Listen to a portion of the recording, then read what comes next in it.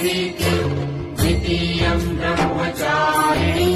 तृतीयम् चन्द्रघण्टेति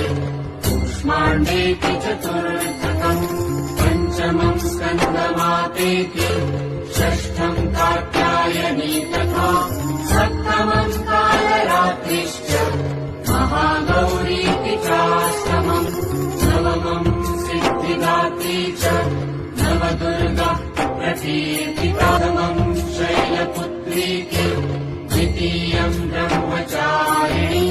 तृतीयम् चन्द्रघण्टेति कूष्माण्डेति चतुर्थकम् पञ्चमम् स्कन्दमातेति षष्ठम् कात्यायनी तथा सप्तमम् कालरात्रिश्च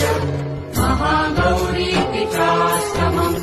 नवमम् सिद्धिदात्री च नवदुर्गा प्रकीर्तिता प्रथमम् शैलपुत्रीके द्वितीयम् ब्रह्मचारिणी तृतीयम् चन्द्रघण्टे